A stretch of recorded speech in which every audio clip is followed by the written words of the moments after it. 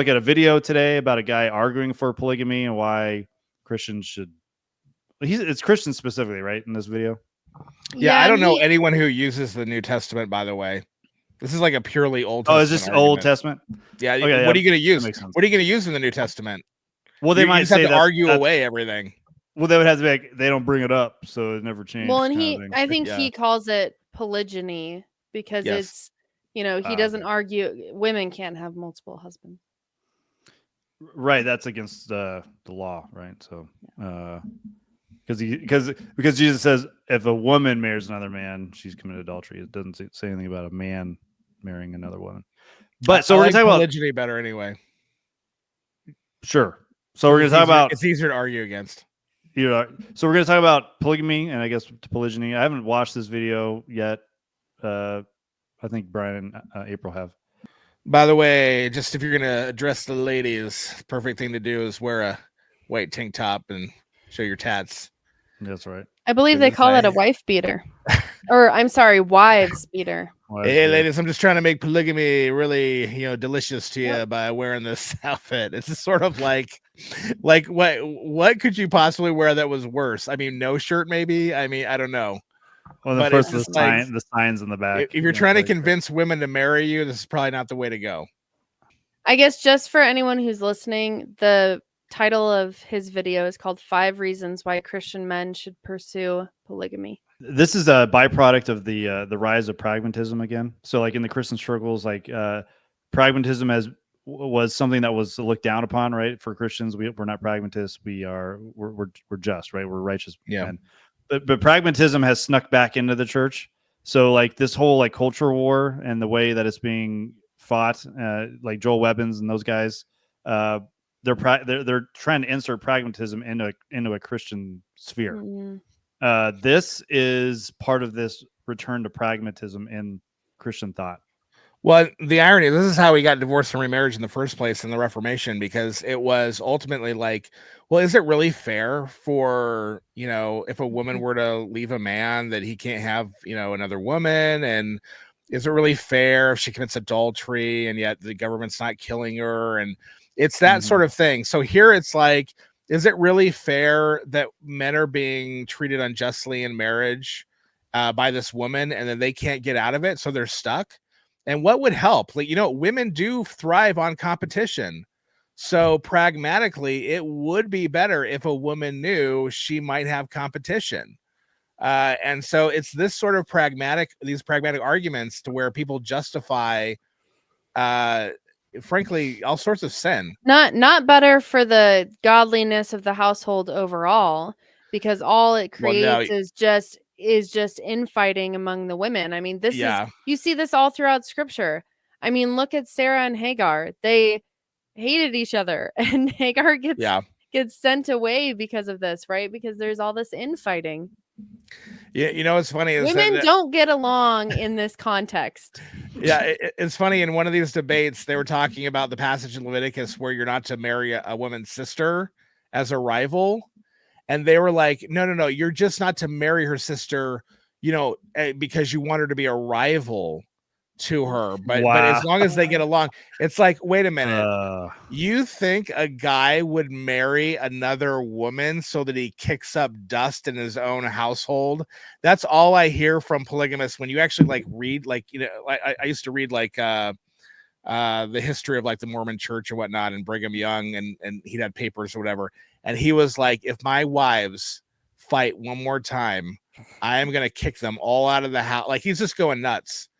And it's like, that's what you see in scripture too. It's like, what man would be like, well, I'm going to, have less peace in my house. Well, how do people not just know intuitively that a man having 2 women who are sisters is incestuous? Well, that going back to that, it's just obviously, intuitively, you should know that. See, these guys are even kind of skirting the line on the incest thing when they're asked sometimes, because again, they were saying that you can have 2 sisters, and it's like, well, because Jacob did, right? So it's fine. Yeah. Again, rather than seeing that as a concession on God's part, for something that he clearly does not want to happen. Like they're literally rivals. Yeah, King David watched a live burlesque show. So let's all go down to the strip. I mean, God gave him a kid. I mean, sure, he killed him, but I mean, then he had another one. Yeah, then he had another one. And he had Solomon's Bathsheba.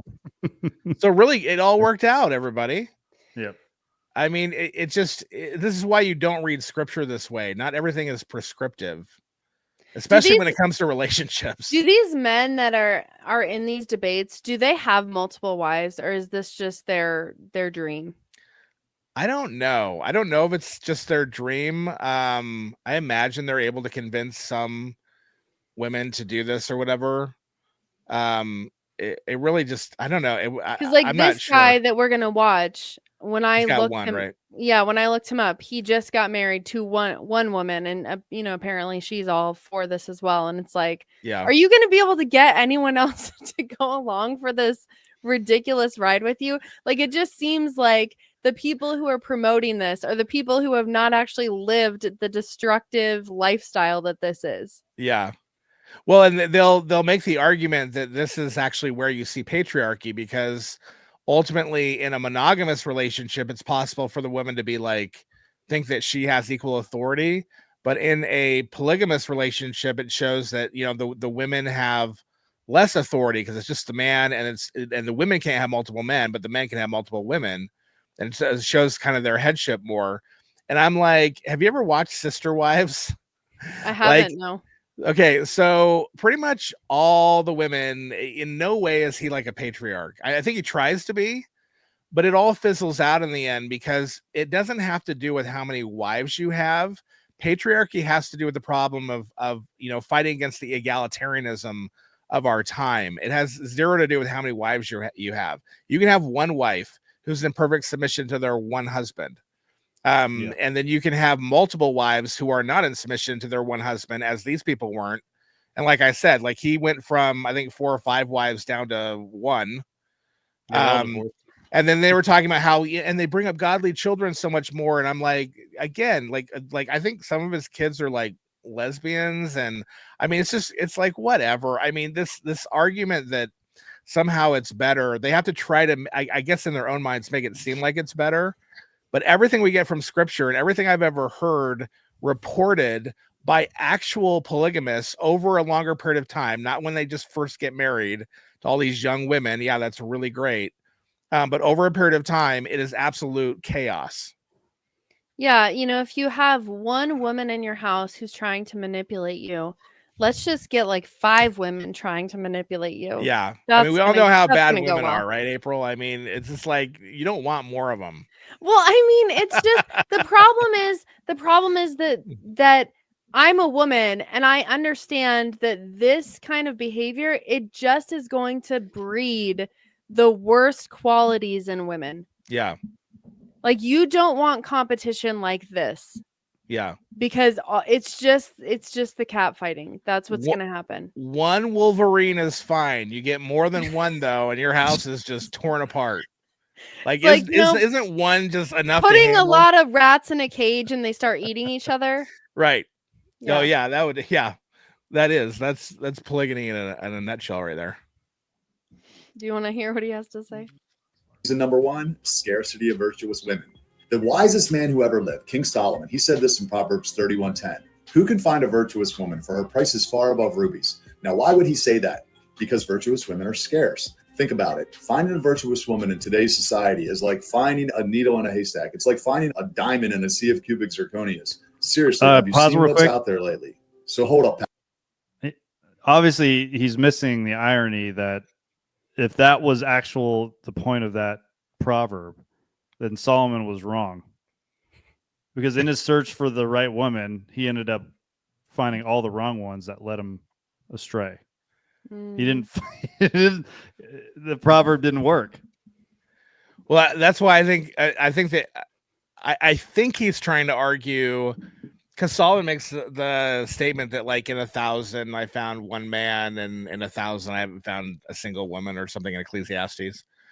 I think he's trying to make the argument off of what April said at the beginning, before we started the podcast that since it's hard to find a virtuous woman, you might have to marry a bunch before you get to her. I think that's what he's saying. I think because otherwise it makes no sense. Yeah, I think what he's saying is, hey, it's really hard to find a good woman. So because you want to be married and because you want to have sex, just, sleep with a woman, marry a woman who's not that good, and you can keep looking for a good one. Yeah. While you just collect the duds. I mean, just get all the models you can, and then when you're done with your fun, I mean, this sounds like the sort of frat boy type thing, but you're marrying them. Well, I mean, that's how you're making it quote Christian, right? Well, that's the failure of the proverb. Is like ultimately the women you attract by doing that are the unvirtuous ones. So right. You never find the virtuous one. Yeah, so it leads you to destruction. Yeah, how many virtuous and who gets to define what's virtuous? Like, I would say the virtuous woman is the one who obeys Paul in having her own husband. The one who doesn't marry you. Yeah, so literally it's going to be the person who does not marry him or any polygamist, and therefore you're never going to find a virtuous woman. I mean, it's ridiculous.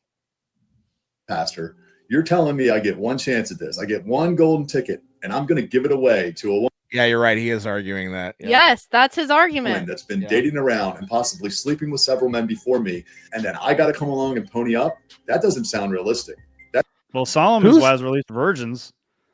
Who told you have to marry all these women who are sleeping around? Like, this is the dumbest argument. Again, it really is just like, well, I want to have some kind of, in my mind, Christian ethic. And so I'm not going to just go sleep around with a bunch of women. I'll at least be married to them. Yeah. That's really what it is. It's like, I can't wait to save myself for an actual virtuous woman, because, that's just unreasonable to ask me to wait for that. Well, and is he getting married at first sight where he can't ask questions or, actually get to know the person to see, like, if it's a person he wants to marry? It's too hard to find a good woman. Right. And he's impatient. He has needs, Brian. If I can't find one at the well. Yeah. If they're not showing up at the well, That's the way all the polygamists meet their wives. That's not even fair. So listen, answer this question honestly. Yeah, it's always the fair argument for everything. Yeah, no matter what you want to do, it's about whether it's fair. I call it the Anakin argument. Nice. I want to be on the Jedi Council. Would you marry a woman with a past if she was one of 3 of your wives and not your one and only? I think the answer is an obvious yes. Polygyny offers a realistic way to clean up the dating cesspool that we find ourselves in. This is how we clean it up, by becoming the garbage can. Okay. Okay. It's like, well, the garbage can, if you if you married a woman with the past, maybe you would marry a woman with the past because she's forgiven and not because she's a throwaway. Right. Maybe it's just sort of like, you're my side chick, but I'm going to marry you while I wait for my actual wife. Like, it's like, oh, well, great. What a romantic. His first and only wife must feel really good about herself. Yeah, because she's the throwaway. Yep. Number 2, supporting and protecting women. Right now, there's a major imbalance in the numbers game when it comes to marriageable women to men. Just in the United States church alone, there are 20 million more women than there are men. That's a whole lot of ladies who need a covering, and they need someone to look out for them. But what do? We put them in an impossible situation. We tell them, we'll pray for you, but then we basically assign them to a life of fornication, marrying. I have a solution for this. Yeah. It's called women, stay at home with your fathers, and your fathers will protect you until you get married. Yeah. A lot of the arguments from polygynists or polygamists or whatever he wants to call himself are predicated on the fact that we have a horrible dating culture. Yeah. That has seeped into even Christian circles. And so we don't understand that a lot of these problems would just get solved if young men and young women stayed at home under the authority of their fathers until they left to go have their own families. because it means that men would be going off and they would be getting married and starting their own families, and they wouldn't be, making all this money and going into the dating world and dating all these models and whatever. And women wouldn't be sleeping around because they'd be protected by their fathers. Problem solved. April, that's not fair. They need to experience life and all that it has to offer. And, other kids are doing it. The parents down the block allow them. Again, it's another fairness argument, right? It's sort of like, well, everybody else is doing it. And it's like, well, yeah, but if your issue is them being provided for and protected, that's what their fathers are for until they get married. So they don't need a husband for that. They don't need you and your 4 other wives. Right. It's ridiculous. I remember Paul's argument about all widows. It doesn't matter. Like, they need to go to a husband because there's a disparity of women and men. Right. It's like, even if you're old, yeah, I guess this excludes all the old women though. Well, yeah, they got to be pretty. They can't be ugly. Ugly women don't count. They can be non-virtuous, but they at least have to be 10s. Right. Yeah. Yeah. Good. I'm glad we understand his argument. That sounds right to me. Embrace your natural desires. Natural desires. Yeah. Check it, fam. Polygyny ain't about ignoring our natural desires. It's about recognizing and Wait, is he arguing for homosexuality for homosexuals or pedophiles for pedophilia? Like, what do you mean? Embrace your what are natural desires? Like, the natural, you've never had natural desires for another man's wife, because I think you can't do that even in polygamy. So no, you don't embrace your natural desires. Are desires of the flesh. Like, it's literally the wickedness in every person. Like, that's exactly what you don't want to do. So if he's going to reduce natural desires to, you want to sleep with a woman as a man, then yeah, that's fine. Then get married. But if natural desires is that you want to sleep with everyone, like who the objects of your sleeping, who you're sleeping with, that's regulated by the Bible. And there's all sorts of people that you can't sleep with according to the Bible, just because you might have quote unquote natural desires for it. That's why you have a law going through all these people saying you're not to sleep with all these people, because you might actually desire to do it. Right. And you can, and Paul is like, you can control your natural desires from going amok by actually doing what is good, what is righteous, is taking your own wife, come back together so you don't go out. Yeah, through love, and love being action. Love causes you to enact the plan of God for marriage. Then, if you're going to do that, and that's what is that? Because of fornication, you don't want to do your natural desires. Let every man have his own wife, and every wife have her own husband. There you go. That's it. Respecting them. Attraction and companionship are part of who we are as humans. Have you ever wondered why a woman's biological clock stops at 30? Have you ever been a third wheel? Like, it is the most disheartening. Like, yeah, I agree. Companion, attraction, that's all good. Can you imagine being married to someone and being the third wheel? That would be hell on earth. Mm-hmm. So it's just this is so. But you're protected and provided for, so it's okay. Yeah. Well, yeah, that's all the women in the Bible cared about, right? They didn't have any rivalry because they're all protected and provided for. Mm-hmm. I think women like attention and men being attracted to them too, and companionship. No, women shouldn't embrace their natural desires. So if you want, if you want, more than one man, don't embrace that. It's only if you're a man you can embrace your natural desires. Well, right, because obviously it's women's natural desires to have multiple men, because there's the clubbing atmosphere that seems to be bringing that out in women. So, but they can't do that. That's wrong. No. 35 to 40 years of age when she hits menopause, but men can make babies until we're basically fossils. 35 years old and hitting menopause? This guy's not married, obviously. This guy does not know much about women. Yeah. I'm sorry. They get like 22 and they can't have babies anymore. And, it's funny that I've heard this argument a lot now, to where, well, men can have children. It's like an Andrew Tate thing. Right. But in reality, yes, it's true, but not as much as people think. So the sperm in a man, just like women's, their eggs go bad.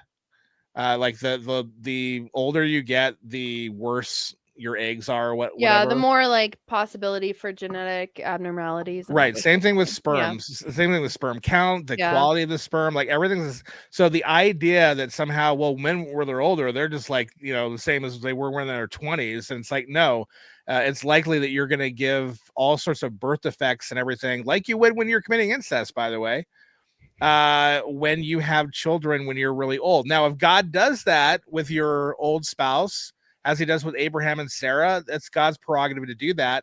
And that's why I think God wants men to always be able to do it, to say, hey, I can do this at any time through you, even when it's impossible. But by no means is there some sort of argument in there to where, well, that means you should have multiple women and just, throw the old ones away like garbage or put them in a back room somewhere. When they hit menopause at 35. Yeah. Well, when the ripe old age of 35. Yeah, this is Dr. Manhattan argument. Yeah, it really is. Thank you, Drake. Like, you got that one in. I got it in. I got it in. I mean, I'm a veritable Sarah. I'm pregnant and I'm almost 37. Wow. I know. You know what? Emmanuel should have laughed at God and been like, my wife is so old. There's no way. Yeah, there are obviously women who have children in their 60s. I think there was a woman who had a child in her 80s, didn't she?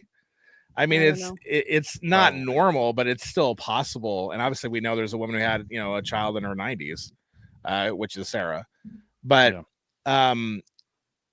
but the idea, again, this is arguing from nature. And it's sort of like whenever you do that, just like the other argument, it's like, well, what seems natural? It's like that assumes that you're not fallen. That assumes a world that's not fallen. If we were not fallen, then the woman would have been able to have eggs that regenerated and probably carried on forever. But we're fallen now. And so there's a problem. And so there's a problem both in the eggs and in the sperm as we get older. Don't make some sort of argument for, well, therefore God wants us to have a lot of women. That doesn't make any sense at all. This is like the Canaanite, God loves the Canaanite argument, but like for like sexuality, right? So it's like his argument was, well, yeah, naturally your moral inclinations are just against the massacre of the Canaanites. So definitely God wouldn't want to do that because your moral inclinations are perfect. So apparently my sexual desires are perfect, right? The fall has no bearing on this at all. Right. It's just it's a really weird argument, and it assumes then that my biology is not affected by the fall. And so however it's set up, he even said it. Why would God make it that way? What do you mean? Are you what God made, or are you a fallen example of yourself, a fallen version of yourself from what God made? You're a fallen version, and your wife's a fallen version of that. So you cannot argue from that. You have to actually go back and argue from the garden and be like, would her eggs have regenerated in the garden? And I would say, well, yeah, since there's no death, and they would have. I mean, there are women, that's the way God made it. There are women who are in their 20s who are infertile. Mm-hmm. Right. Well, that's why you got to have 20 of them, because, you got to get through all the infertile ones. They're purely for sex, and then all the other women are for babies. System up, and it begs the question, why would God do that? Let's face it, older men are never going to stop being attracted to younger women, and younger women are never going to stop being attracted to older men. I don't have a problem with that. Yeah, that's not the problem. Well, yeah, therefore if you're a woman and you're attracted to older men, and you're an older man attracted to younger women, then you marry your one young wife, and your young wife can marry her one older husband. I don't have anything to say about that. I think there's a reason why, and we've talked about this. Young women are attracted to older men because they're successful and they can protect and provide for them. Right. That's why they're attracted to the stability. Yeah. It's not stable for you to have 5 wives. Right. That does not convey stability to me as a woman. No, it's a chaotic atmosphere, and so it's the opposite of that. And simple. By embracing polygyny, Christian men can stay true to their natural inclinations and stay true to their faith-based values. Have you noticed how many young men today? Wait, what are the faith-based values? Is that the as I decide them? To older. I guess you can basically just play the club scene, but as long as you marry everybody. I mean, instead of like panning out your phone number, just start proposing to everybody. He didn't say anything about, how virtuous the man had to be before he was married. Maybe he's allowed to have a really high body count. Who cares?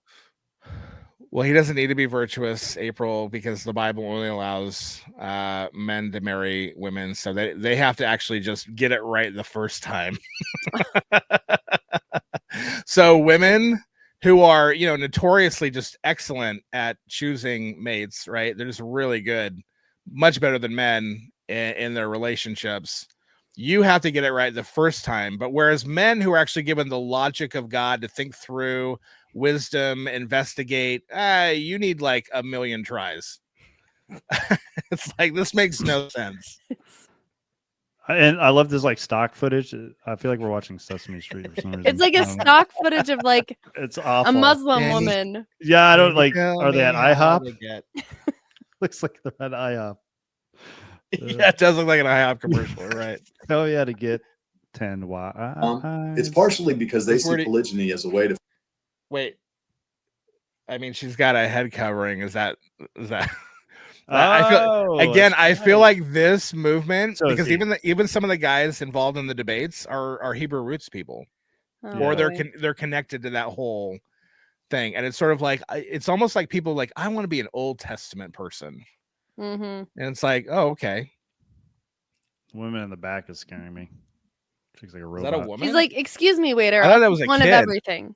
Is that a kid in the back? No, is it? It's a woman. No, it doesn't look like a kid. It's a this robot. Is okay. Actually, this is why long hair is important, ladies, so that you can actually tell. Because we're not sure. 100%. Androgynous. Or at least wear a big scarf on your head. Fulfill their desires, flex some social status, and feel good about themselves without being told they're pieces of shit for doing it. But it's not just about the fellas. Polygyny also embraces the natural desires of women too. Follow me. See, you can make YouTube videos and stay true to your Christian values. Like dropping some profanity. Apparently. Oh boy. Well, no, I want to hear this argument. So he's saying that this is also in accordance with women's desires too, because they're hypergamous, which I'm like, what? Because hypergamy makes women want different men, not the one guy that maybe just, I don't know if he's going to argue that because other women may want him, but in order to be wanted by the other women, he would have to be wanted. So he'd have to be high up on the scale anyway. Otherwise, all 4 or 5 of his wives are not going to like him, and they're going to want some other guy. So hypergamy does not work with this. Anyway, let's hear what he has to say on it.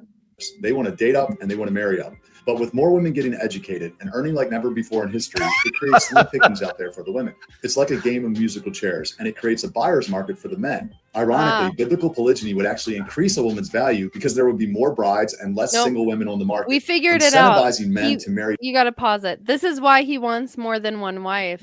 It's really because all the women are high earners now. Yep. Now he's looking at a 5-income household. He's the stay-at-home.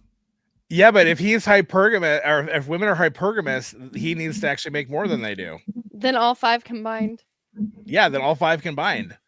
And so, like, this argument makes no sense. Hypergamy really has to do with, now the only way he's saying is that if he believes he's like the alpha male, and therefore women ultimately will want to marry him over someone who's like a more beta but is single. I think maybe that's what he's trying to get at. Which I don't know. I feel like the red pill alpha males or something are not necessarily the greatest husbands or guys that women would go for, but really, no way. but I mean, I get this argument, right? I get the argument hypergamy, but I guess the conclusion I would make is try to be the best guy you can be, not women. You should just marry the one guy that everybody likes.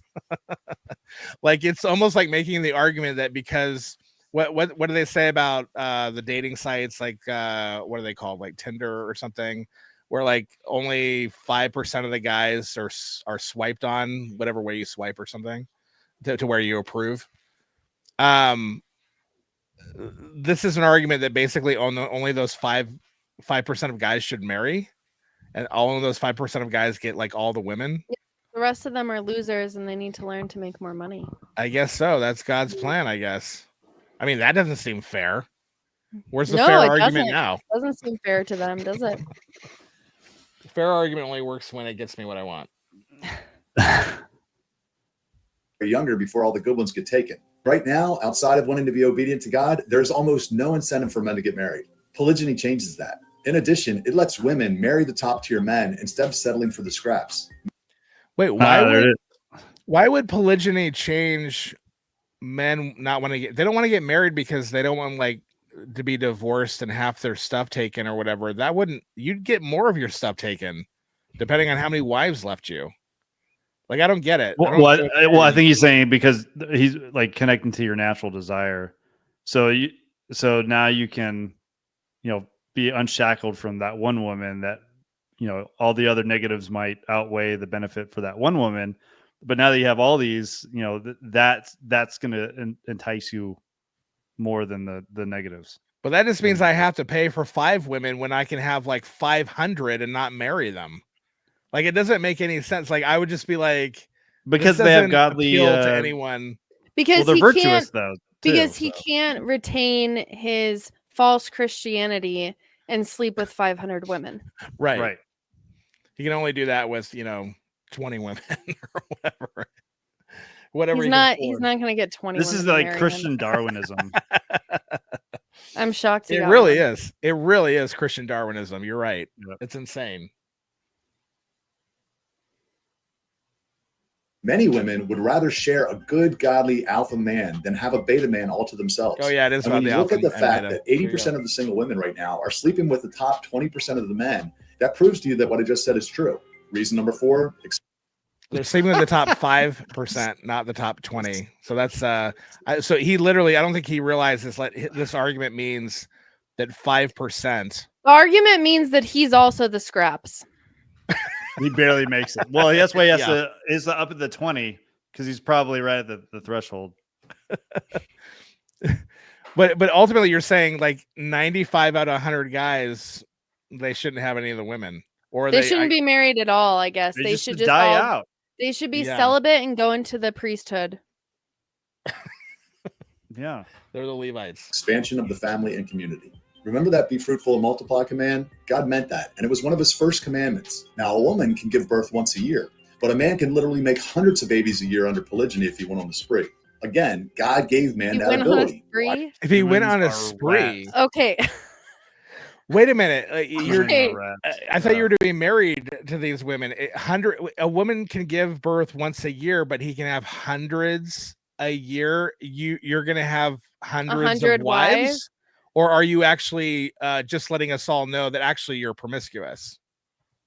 Because that's what it sounded like. Well, yeah. Well, this is Absalom lining up the concubines. Well, again, if you can have more than one woman, you can be promiscuous. You can just go out to the club and sleep with all the single women you want because you can have more than one woman. But here's the problem: is if he's saying, well, this is expansion of the family, right? Because one man can get multiple women pregnant, but now all of the women are only married to 5% of the men. And then you have 95% of the men are scraps who are not being fruitful and multiplying. Oh, gene pool problem. But do you see what I'm saying? Like, if every man is taking a wife, that is actually more fruitful, right? And multiplying more than a bunch of men who can't get married because they're not the top, and then you're getting 5 women pregnant, right? Well, the numbers they don't add up. You are actually making the gene pool smaller, which is contrary to being fruitful and multiplying. And so in reality, you don't want to do that. You don't want just the genetics of one guy spread among, like 2,200 women or whatever. You want, multiple people spreading their genes. So you want single people marrying one person. Well, not only that, but if you just take the command in isolation, be fruitful and multiply, without the restraint of how God designed to right, the to two becoming multiply, one flesh. Yeah, right, and actually raising godly offspring, because we know, like in America, there's certain cultures that have no problem having children, but their culture is a wreck, right? Like the children are menaces, right? So like, oh yeah, that's not fixing anything, and that's not actually obeying the commandment. yeah. The purpose is to make why did he make them one? Because he wanted godly seed, and that doesn't happen when you're just going around and sleeping with hundreds of women. Yeah, this is all like the Andrew Tate stuff too. It's like, oh, I've had this many kids, and it's like, well, how many of them do you know by name? Right. How many of them are you actually around, or are you actually a father to? Yeah, you're replicating your DNA, but you're not replicating your person, because you're not investing your life into them. And if you're not a godly person, which you're not if you're sleeping around, then you're just making, Satan's spawns at that point, but you're not doing anything good for the world. Why would God do that? Plus, polygyny ensures. Why would God do that? I mean, everything the way it is, everything that people desire, everything the way our society is, God did that. God wanted it that way. It's like, what? Where? What do you mean? Kids inherit quality genes because more women are mating with the alphas. The Bible says children are a heritage from the Lord. The fruit of the womb, a reward. Like arrows in the hand of a warrior are the children of one's youth. Blessed are those who fill their quiver with them. So the Bible teaches that having a lot of kids is a good thing. And the biological family is the number one tool to produce and raise disciples to take over the world and populate heaven. But yeah, great. Agreed. Through the one flesh union with you and your wife. He just described Mormonism is what he's not understanding. To populate the every new Mormon world, is clapping right now. Yes, every Mormon is like, amen. Every Mormon from like 150 years ago. No, I ran into some videos that there are Mormons now on YouTube arguing that polygamy is what they should return to. Well, that's because you see this is a side note, in the Mormon church, you're seeing like a push towards liberalism. Yeah. And then the swing back against that is, well, let's return to the traditional polygamous nature of our religion. The Mormon version of the Joel Webbins. The devil has blinded us into thinking that a man can't take more than one wife. And let me tell you, that lie leads to all kinds of problems. Wives become the devil has blinded rebellious, us. Disrespectful, and the men, if they don't. They think the church for the past 2,000 years has lied to people, and that this is the devil. It's been given to the devil. This is what you see in every cult, right? The church fell to the devil for 2,000 years, and then God just popped up when I came up with this new idea. I think that nose ring is giving him a headache is the problem. Does he have a nose ring? I didn't even notice. Oh, that nose ring, yeah. That's why he's so unhappy. Mm-hmm. Has nothing to do with the relationship. She's like, how many boogers are on that thing? Oh, she's staring out the window, just like, I wish my husband was married to more women.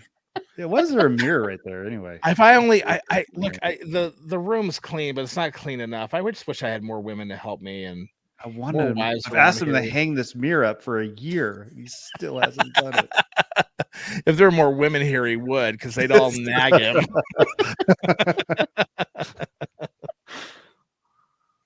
Don't end up cheating and ruining everything. They stay in the relationship, and their kids grow up seeing them weak and powerless, and then the cycle continues throughout the generations. It's a vicious cycle, but polygyny, it breaks that power dynamic, and it allows parents to raise good, godly children.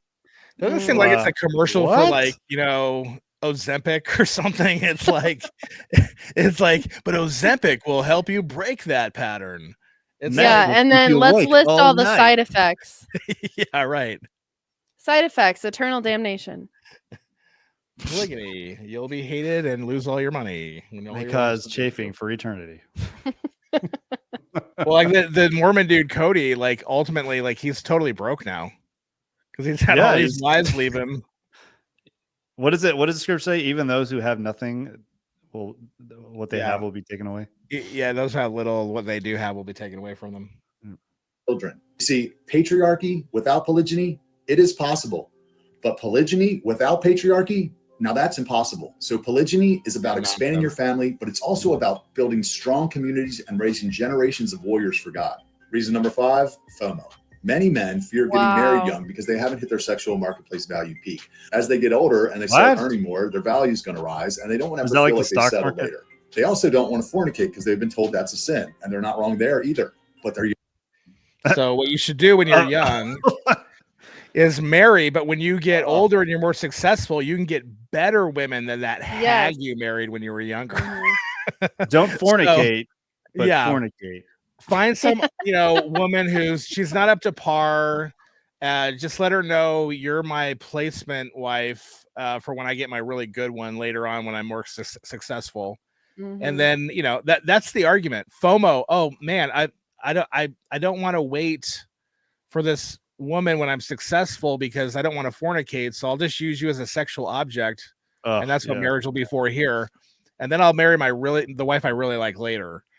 Like, this is the most wicked thing. There's also like no idea in his mind of just the unity between man and woman, that when you marry someone, especially when you're younger and you grow up with that person and you grow into adulthood with that person, and that person becomes successful and you're a part of helping them with that, and they're a part of helping you grow and you're a part of helping them grow.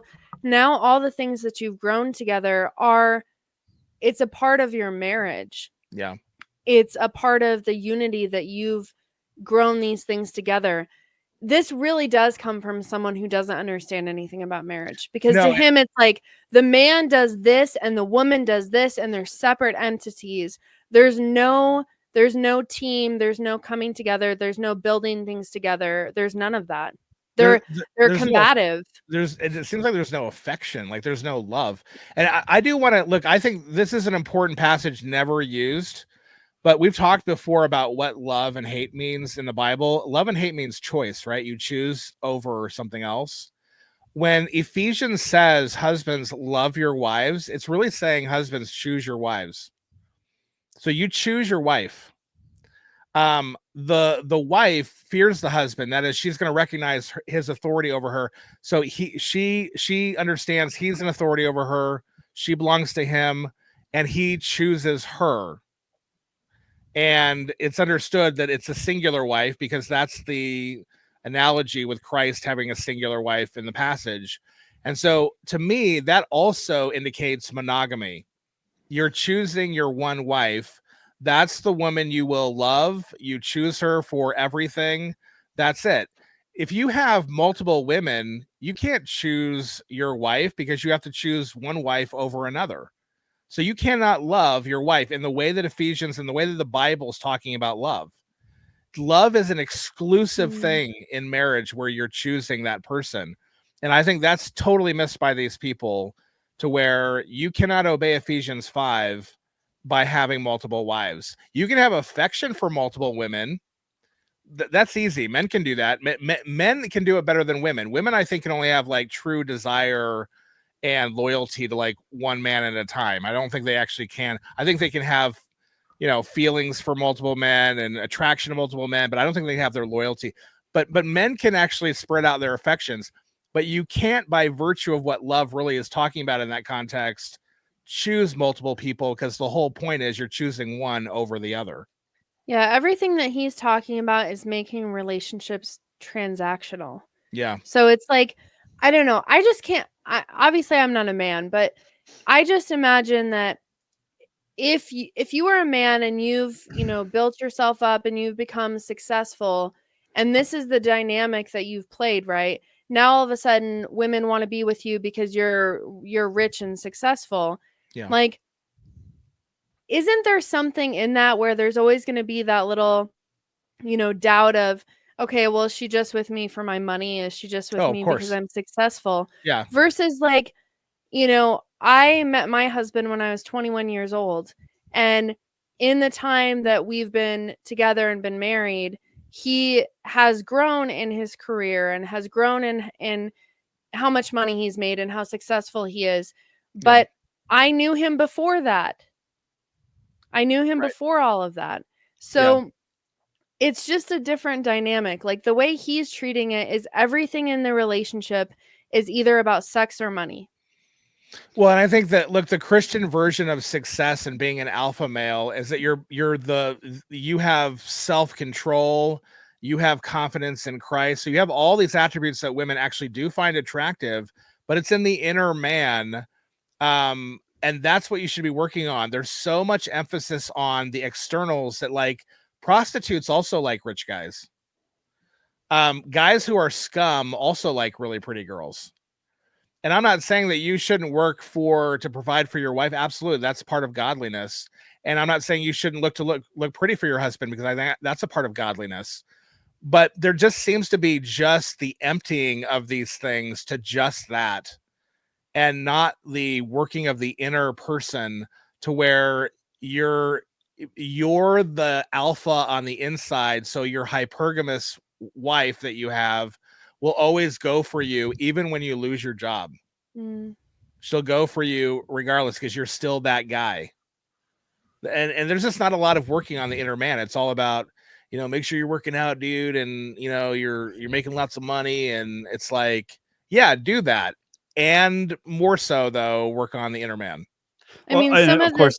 Go ahead, Drake. I'll say the irony is the most alpha male that ever existed died on the cross. Yeah. So like emptied himself out. So like there's true alpha maleness, and there's like the true husband as well, right? So you imagine like Christ looking at the church in a transactional way.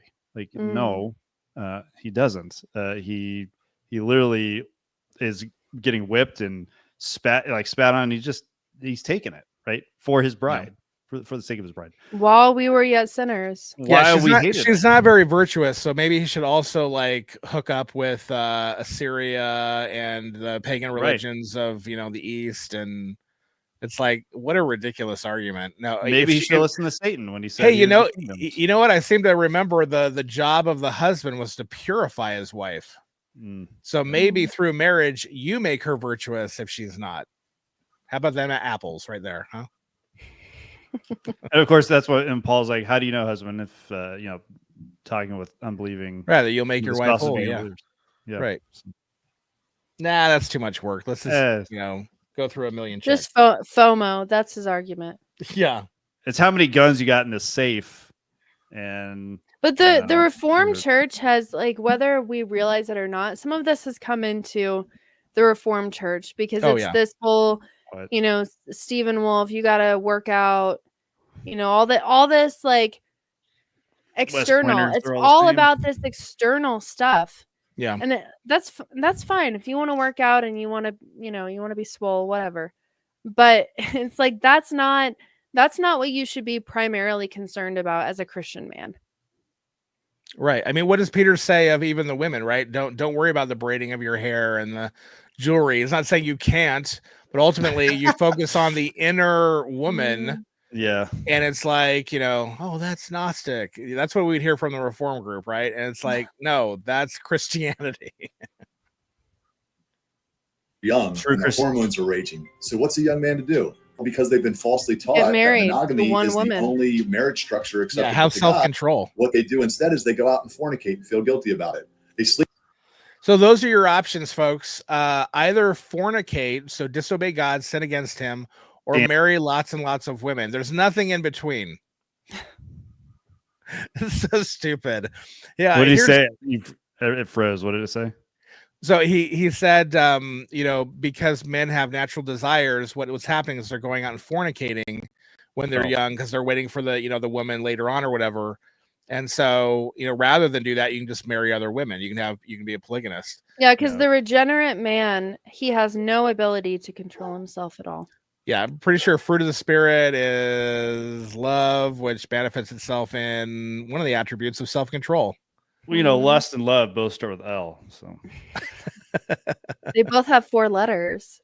Yeah. On a side note, I'm listening to one of these debates, and the polygamists are like, they ask if Jesus ever lusted, because they were talking about lusting after the woman in Matthew 5. And the Orthodox guys were like, no, never. And they're like, no, it says that Jesus greatly desired this, and it's the same word. Oh, come on. And I was like, oh, wow. Again, just, if you don't know how to exegete, you're going to kill everybody. Sleep around and break women's hearts, and that makes it harder for those same women to pair bond later in life when they do get married. Remember, 80 to 90% of the divorces are being filed by women right now. That is a So I do think, look, that is a problem. Mm. And the problem is that we're not fixing this problem by teaching people in the church about what is a godly relationship in marriage, what should sex look like in marriage, what you should expect in marriage and what you should not expect, and what you relate like.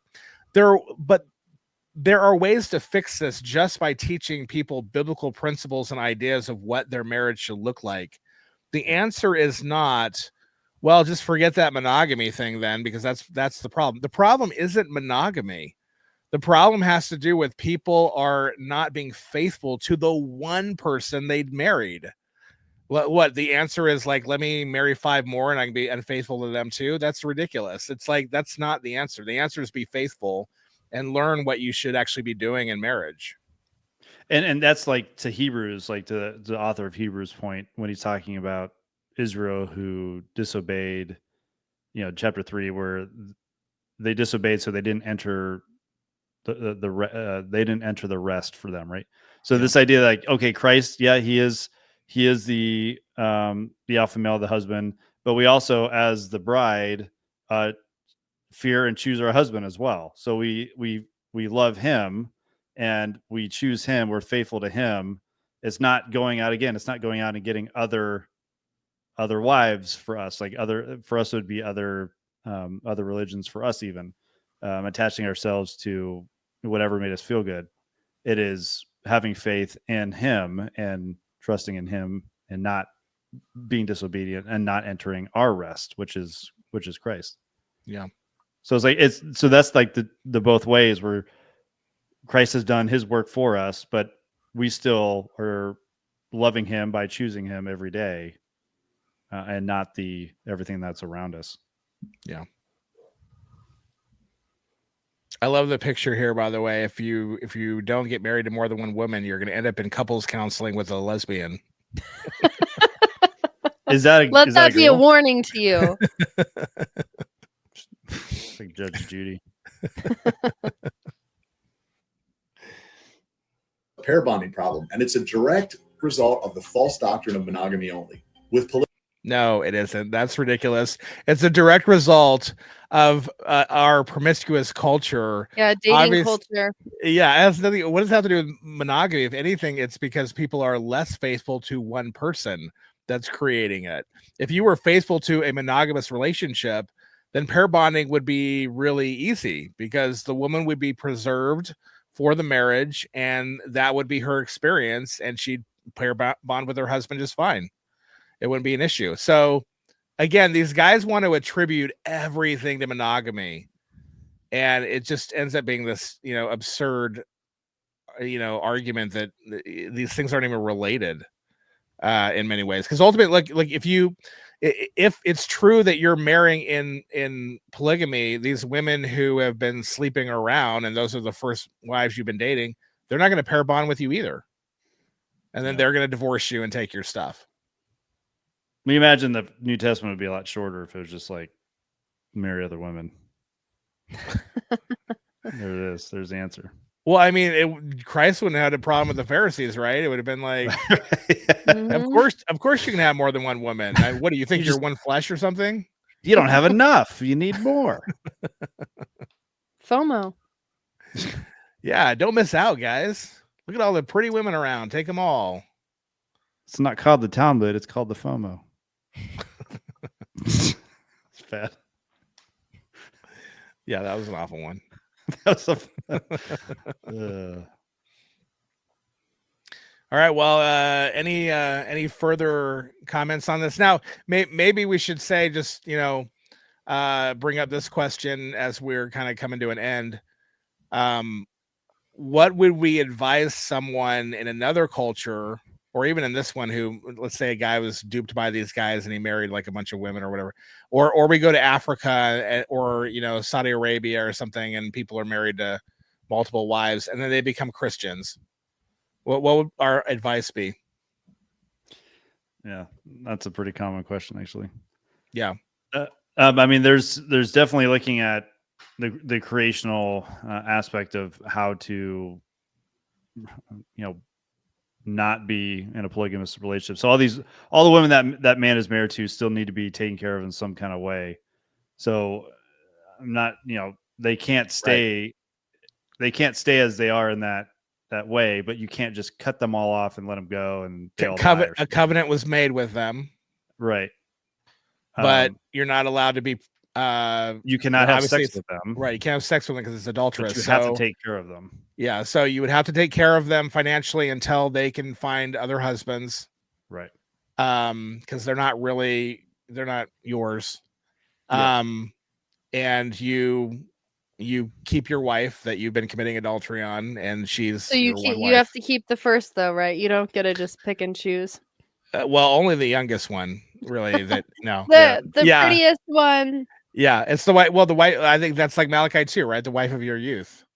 So you keep her. She's the wife you've been committing adultery on, because she was your legitimate wife, and you've been committing adultery on her with all these other women. So you protect and watch over them like a father figure, and you find them other husbands. Or if you're going to be rich and they agree to it, they don't want to marry someone else, then put them in a different room or house or something, and you take care of them, but you have no physical relations with them other than your first wife.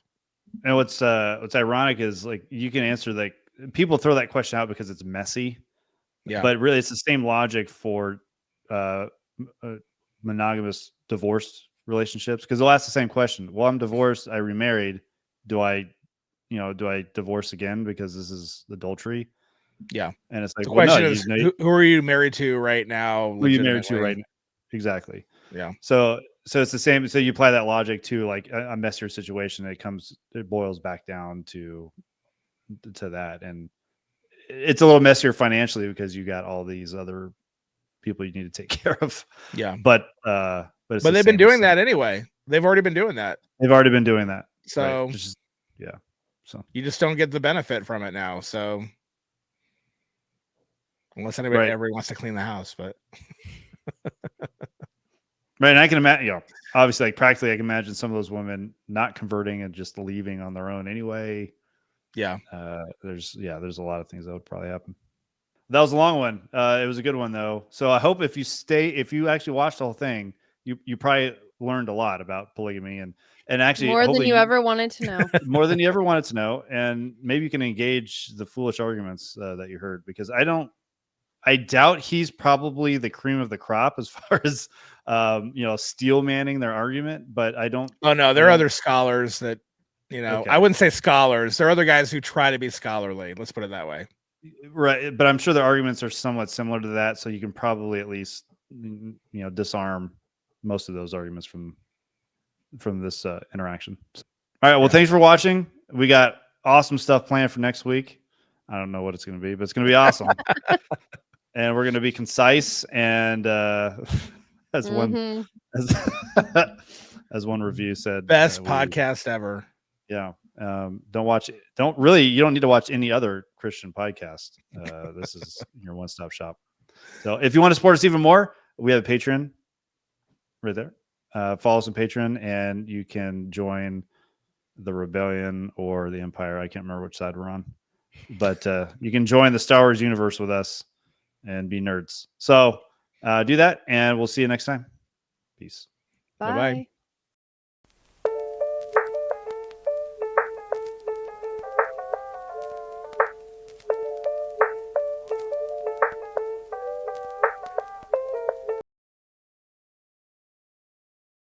Haven't read the series, might not understand what would need to happen. Have you read all of them? I've read all of Frank Herbert's novels. Yes. Oh, you've read all of them. I've only read the first one because my grandma told me that the other ones were bad. Let me just start with this.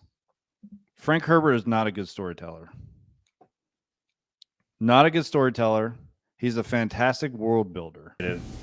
By Morgoth. I am your only future. But they don't like they're bred for war. So like Saruman like literally grows them in his in like his vat. Yeah, in his orc vats, vat. Right? And he like gives a sword to him and they go fight. That's like, and Uruk-hai are like better than the original orc or whatever because they can be in the daylight. The reason why I like Moby Dick so much is, to me, there's a parallel with Genesis. So it's actually history. It's history that Melville he's interviewed. This actually occurred to a bunch of whalers. Yeah. And the survivors he interviewed.